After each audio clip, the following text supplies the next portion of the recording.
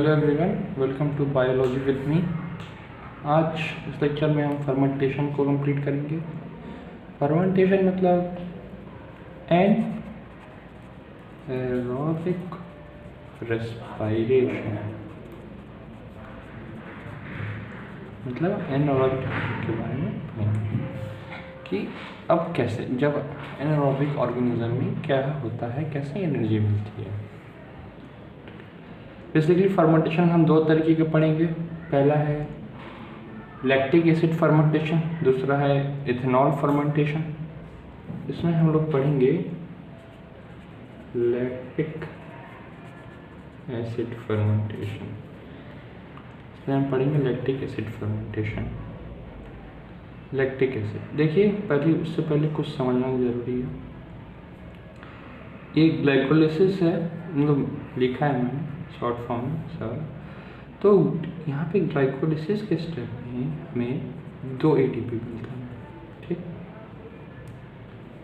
और यहाँ पे खर्च क्या, और यहाँ पे क्या मिलता है हमें NAD+ से 2 NAD+ से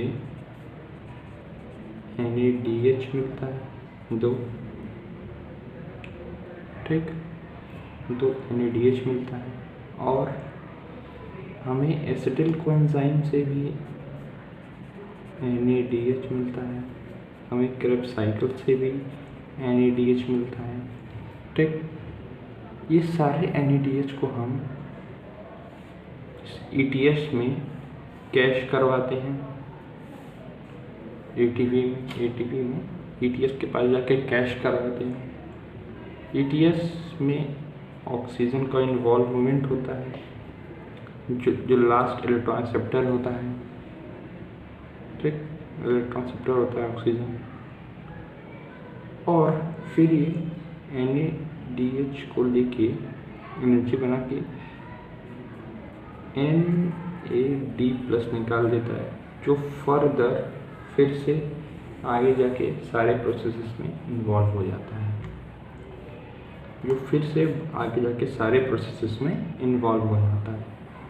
लेकिन हम बात कर रहे हैं एनारोबिक रेस्पिरेशन के, मीन्स ऑक्सीजन प्रेजेंट नहीं है।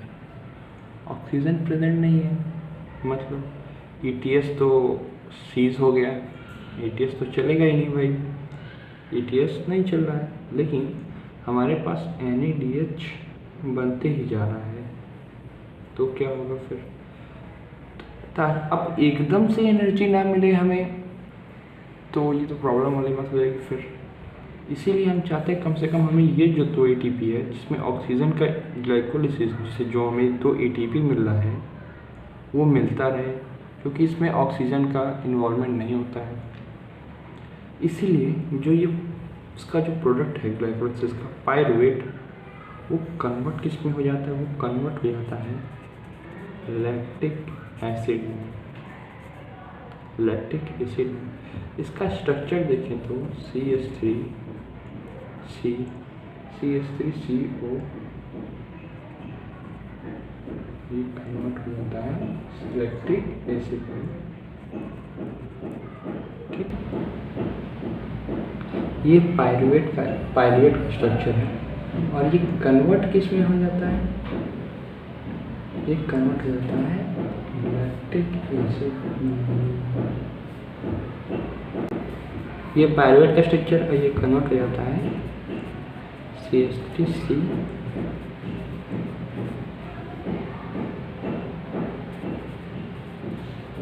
ठीक। इसमें कन्वर्ट हो जाता है।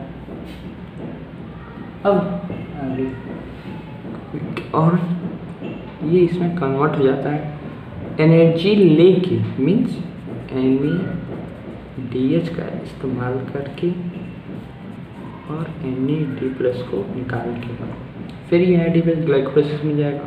फिर प्रोसेस मीन्स ग्लाइकोलिसिस चलती रहेगी और हमें ये 2 ATP जो है ये मिलता रहेगा।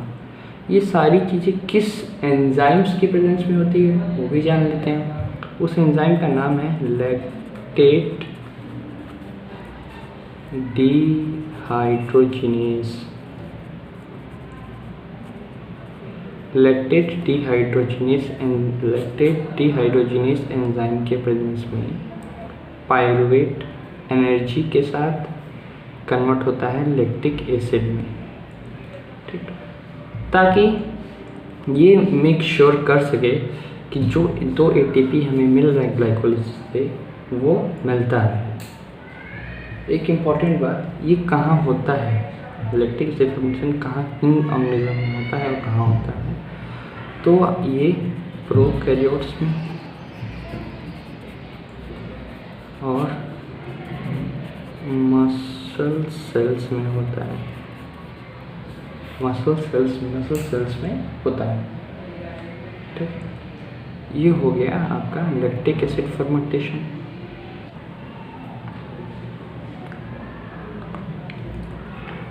चलिए इतना फर्मेंटेशन भी समझ लेते हैं। जैसे कि देखा पीछे ग्लूकोज पायरुवेट प्रोसेस चलता है, ठीक। हमें बस फर्मेंटेशन में जो ग्लाइकोलाइसिस में जो ATP हमें मिल रहा है उसको मेंटेन करना है।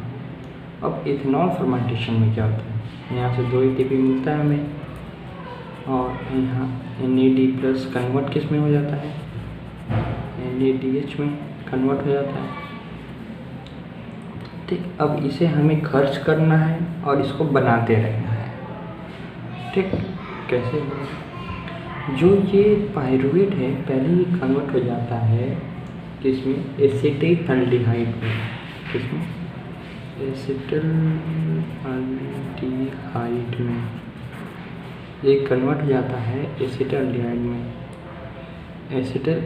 एसिटाल्डिहाइड में CO2 को निकाल के, ये CO2 को निकाल के एसिटाल्डिहाइड में कन्वर्ट हो जाता है इन द प्रेजेंस ऑफ कौन सा एंजाइम, डीकार्बोक्सिलेज एंजाइम के, डीकार्बोक्सिलेज एंजाइम के प्रेजेंस में ये एसिटाल्डिहाइड में कन्वर्ट हो जाता है। फिर ये एसिटाल्डिहाइड जो है रिडक्शन प्रोसेस से में इसमें होता है क्या है, रिडक्शन, और ये NADH को यूज़ करके, एनर्जी को यूज़ करके और NAD+ को निकाल के किस में बन जाता है, ये इथेनॉल में बन जाता है, इथेनॉल में। इथेनॉल का फार्मूला CH3CH2OH में कन्वर्ट हो जाता है एनर्जी यूज़ करके। और ये किस एंजाइम के प्रेजेंस में होता है, ये होता है अल्कोहल डिहाइड्रोजिनेस के एंजाइम के प्रेजेंस में। किसके प्रेजेंस में, अल्कोहल डिहाइड्रोजिनेस के प्रेजेंस में। साथ ही साथ इसके एक और एलिमेंट रहता है, वो है जिंक। जिंक भी इसके साथ ही रहता है।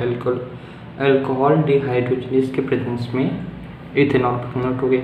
हमें ये ATP बनाए रखनी है, ठीक, ग्लाइकोलाइसिस चलाते रहनी है, और ये जो NADH इसको खर्च करते रहना है और NAD+ बनाते रहना है ताकि ग्लाइकोलाइसिस ना रुके। तो हमने पहले डीकार्बोक्सिलेज एंजाइम की वजह से CO2 निकाला, एसिटाल्डिहाइड बना, इसका रिडक्शन करवाया, इसने एनर्जी यूज़ करके NAD+ बन गया और कन्वर्ट हो गया इथेनॉल में इन द प्रेजेंस ऑफ कौन सा एंजाइम, अल्कोहल डिहाइड्रोजिनेस के प्रेजेंस में, जिंक के साथ में, ठीक। तो ये होता कहाँ है, याद लिख लीजिएगा, ईस्ट, ठीक है। ये हो गया इथेनॉल फर्मेंटेशन।